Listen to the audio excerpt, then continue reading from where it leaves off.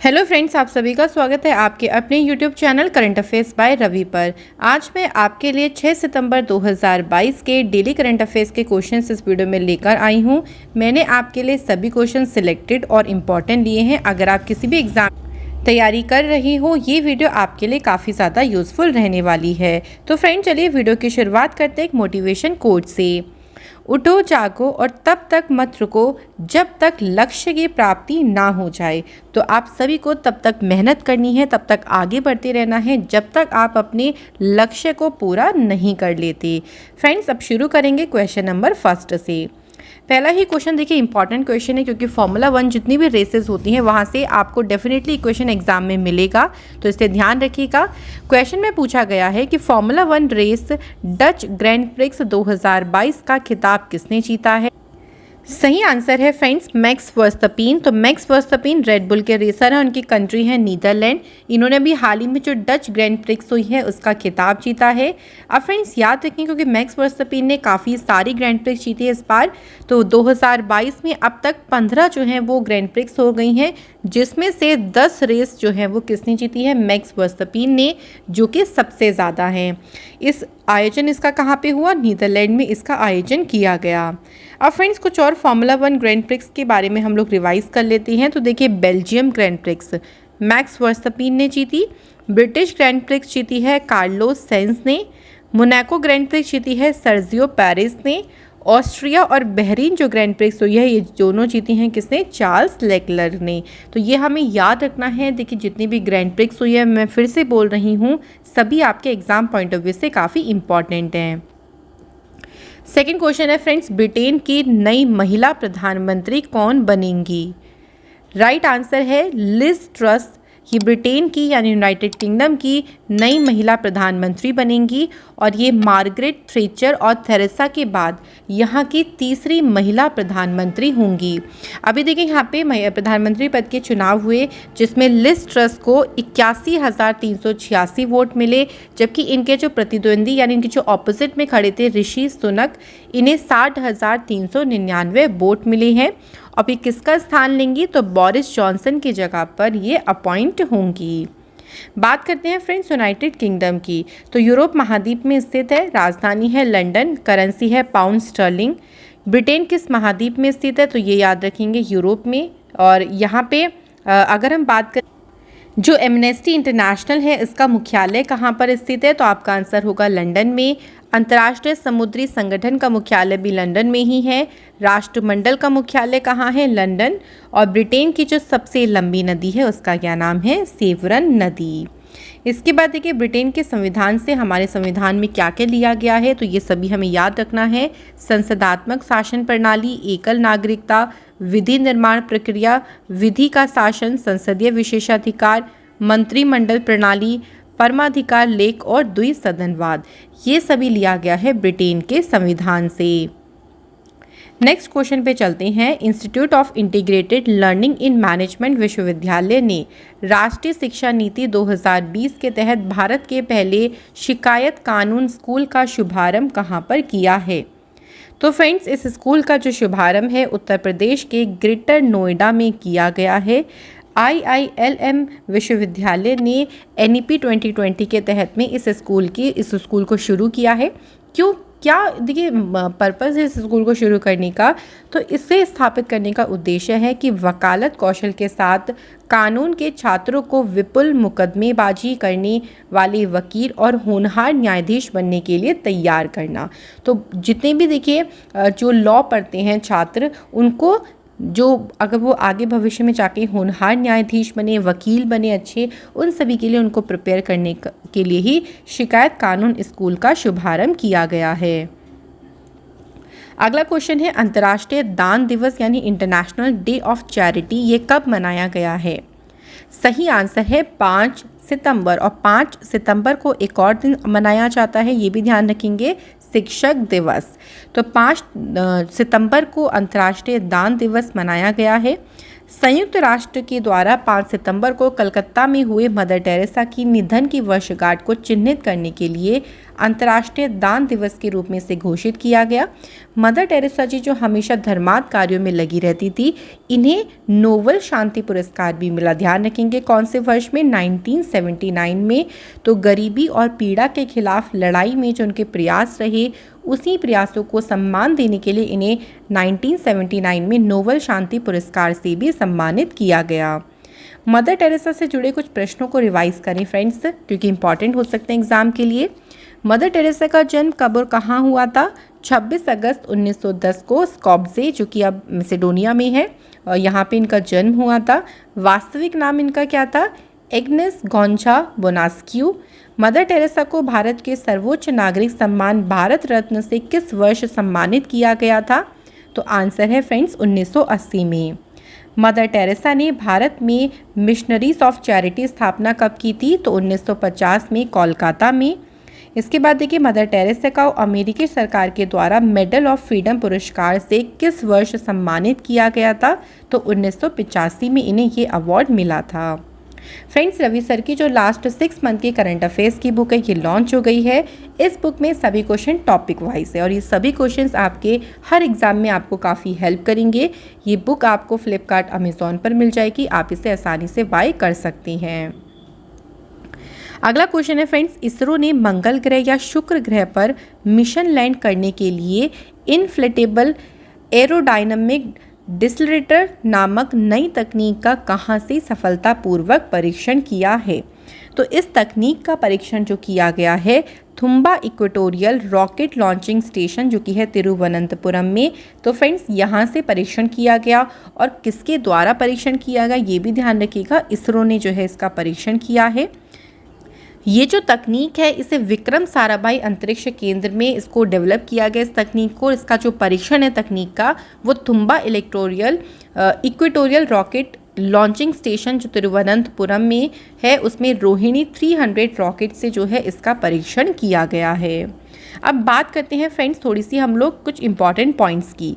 इसरो की बात करें यानी इंडियन स्पेस रिसर्च ऑर्गेनाइजेशन की, तो 15 अगस्त 1969 को इसकी स्थापना हुई। संस्थापक कौन थे इसके? विक्रम साराभाई। अध्यक्ष इसके इस टाइम पे हैं एस सोमनाथ। इसरो के सूर्य अध्ययन मिशन का क्या नाम है? आदित्य L1। भारत के अंतरिक्ष का पितामह किनको माना जाता है? तो यहाँ पे आंसर हो जाएगा विक्रम साराभाई जी को। भारत ने 104 उपग्रहों, जो कि अभी तक के भारत के सबसे अधिक उपग्रह रहे, इसको किस रॉकेट से भेजा था? इसमें रॉकेट यूज़ किया था PSLV C-37। इसरो के मंगल मिशन जिसे 5 नवंबर 2013 को लॉन्च किया गया था, इसका क्या नाम है? मॉम यानी मार्स ऑर्बिटर मिशन। भारत और जापान के चंद्र मिशन का नाम क्या है? तो फ्रेंड्स, इसका नाम है ल्यूपेक्स। अगला क्वेश्चन है, अखिल भारतीय फुटबॉल महासंघ के नए महानिदेशक कौन बने हैं? सही आंसर है शाजी प्रभाकर। ये AIFF यानी ऑल इंडिया फुटबॉल फेडरेशन के अभी हाल ही में महानिदेशक अपॉइंट हुए हैं और इनकी नियुक्ति AIFF की नवगठित जो कार्यकारी समिति है उन्होंने इनकी नियुक्ति की है। AIFF की स्थापना 23 जून 1937 को हुई। मुख्यालय है इसका नई दिल्ली में और अभी हाल ही में देखिए इसके अध्यक्ष भी अपॉइंट हुए हैं, तो याद रखेंगे इनका नाम कल्याण चौबे। जो पुरुष की फुटबॉल टीम है इसके कोच हैं इगोर स्टिमिक और महिला फुटबॉल टीम के कोच हैं थॉमस डेनरबी। नेक्स्ट क्वेश्चन है, आयुर्वेद कॉलेजों में अध्ययन कर रहे छात्रों के लिए स्पार्क कार्यक्रम को किसने शुरू किया है? तो फ्रेंड्स, स्पार्क कार्यक्रम को शुरू किया है केंद्रीय आयुर्वेदीय विज्ञान अनुसंधान परिषद नई दिल्ली ने जो है इस कार्यक्रम को शुरू किया है। यहाँ पे स्पार्क की बात करें तो फ्रेंड्स इसकी फुल फॉर्म है studentship programme for Ayurveda research ken. तो ये इसकी फुल फॉर्म है। केंद्रीय आयुर्वेदीय विज्ञान अनुसंधान परिषद ने इसकी शुरुआत करी और ये एक तरीके की फेलोशिप योजना है। मेन इसका उद्देश्य है कि देश भर के आयुर्वेद जो कॉलेज हैं उसमें नामांकित युवा स्नातक छात्रों के शोध संबंधी विचारों का सहयोग और उनका समर्थन करना। इट मीन्स क्या हुआ कि जो भी आयुर्वेद में देखिए आयुर्वेद कॉलेज जो भी नामांकित वहाँ पे युवा हैं उन्होंने क्या क्या देखिए शोध किया है, उनके क्या क्या विचार हैं, क्या क्या रिसर्च उन्होंने करी है, उन्हीं सभी रिसर्च उनकी जो थॉट्स हैं उनका सम्मान करना, उनको सहयोग, उनका समर्थन करना, यही इस प्रोग्राम का मेन उद्देश्य है। अगला क्वेश्चन है, वर्ष 2022 में क्वेड देशों के वरिष्ठ अधिकारियों की बैठक की मेजबानी कौन सा देश करेगा? सही आंसर है फ्रेंड्स, भारत जो है वो इसकी मेजबानी करेगा। क्वेड की फुल फॉर्म है क्वाड्रिलेटरल सिक्योरिटी डायलॉग, जिसमें 4 कंट्रीज़ हैं, भारत, अमेरिका, ऑस्ट्रेलिया और जापान। तो 4 कंट्रीज़ का ये एक समूह है। अब ये जो सम्मेलन हुआ, देखिए इसका मेन उद्देश्य क्या है। ये 4 जो देश हैं, अमेरिका, ऑस्ट्रेलिया, भारत, जापान, इनके बीच में सहयोग को और मजबूत करना, साथ ही में इंडो पैसिफिक क्षेत्र के विकास पर भी चर्चा करना। नेक्स्ट है, भारत में पहला UCI MTB mountains cycling eliminator विश्व कप 2022 कहाँ आयोजित हुआ है? तो फ्रेंड्स, इसका आयोजन किया गया है लेह लद्दाख में। इस प्रतियोगिता में जर्मन साइकिल चालक पुरुष और महिला दोनों श्रेणियों में पहले स्थान पे रहे। तो जर्मन जो है पुरुष में भी और महिला वर्ग में भी फर्स्ट प्लेस पे रहा। भारत में ये पहला जो है UCI MTB mountain cycling eliminator विश्व कप का आयोजन हुआ और लद्दाख पुलिस ने लद्दाख के प्रशासन और साइकिलिंग एसोसिएशन ऑफ इंडिया के सहयोग से जो है इस विश्व कप का आयोजन किया। अगला क्वेश्चन है, the hero of tiger hill autobiography of a Paramvir. ये जो बुक है जिसका टाइटल है ये, इस बुक को किसने लिखा है? ये जो बुक है देखिए, शीर्षक वाली आत्मकथा को लिखा है योगेंद्र सिंह यादव, सेवानिवृत्त मानद कप्तान हैं ये, और इनके द्वारा जो है इस बुक को लिखा गया, जिसका टाइटल है the hero of the Tiger Hill. इसी के साथ कुछ और बुक्स की बात करते हैं। तो देखिए, India Africa relations changing horizons, ये बुक लिखी राजीव भाटिया ने। मैडम सर, ये आत्मकथा है Manjari Jaruhar. Rusty skies and golden winds, ये बुक लिखी है सानिध्य शर्मा। फियरलेस गवर्नेंस बुक लिखी है डॉक्टर किरण वेदी ने। Lion of the skies Hardik Singh Malik, the royal air force and the first world war, ये बुक लिखी है स्टीफन बारकर ने। अगला क्वेश्चन है, गुजरात में आयोजित होने वाले 36वें राष्ट्रीय खेलों के शुभंकर सवच का शुभारंभ किसने किया है? सही आंसर है फ्रेंड्स, अमित शाह जी, जो कि हमारे केंद्रीय गृह मंत्री हैं। इन्होंने जो 36वें राष्ट्रीय खेल होंगे उसका जो शुभंकर है शबज, इसका शुभारंभ किया है। अब ध्यान रखिएगा फ्रेंड्स, जो ये सबज है ना, इसे गुजराती में इसका मतलब होता है शेर, और इसका जो एंथम गीत है वो क्या है? जुड़ेगा इंडिया जीतेगा इंडिया। थीम इसकी है सेलिब्रेटिंग यूनिटी थ्रू स्पोर्ट्स।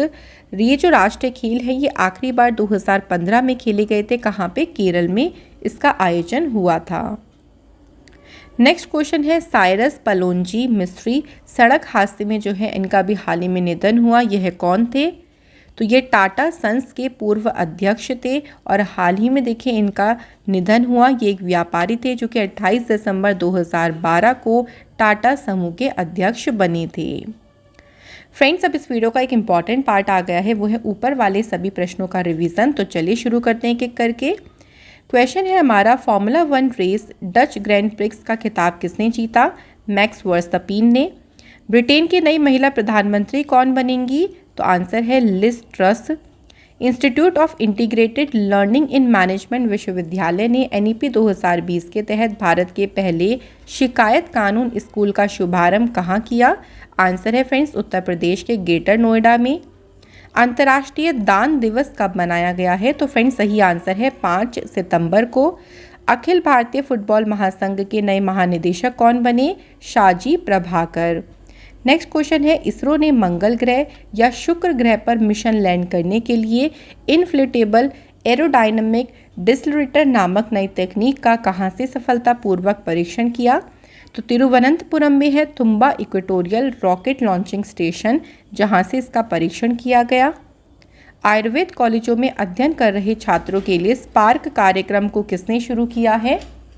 सही आंसर है केंद्रीय आयुर्वेदीय विज्ञान अनुसंधान परिषद, नई दिल्ली ने इसे शुरू किया है। वर्ष 2022 में क्वेड देशों के वरिष्ठ अधिकारियों की बैठक की मेजबानी कौन सा देश करेगा? तो फ्रेंड्स सही आंसर है भारत। भारत में पहला UCI MTB mountain cycling eliminator विश्व कप 2022 कहाँ आयोजित हुआ? लेह लद्दाख में। The hero of tiger hill autobiography of Paramvir, ये बुक लिखी है योगेंद्र सिंह यादव जी ने। गुजरात में आयोजित होने वाले 36वें राष्ट्रीय खेलों के शुभंकर सवच का शुभारंभ किसने किया? तो इसका शुभारंभ किया है अमित शाह जी ने।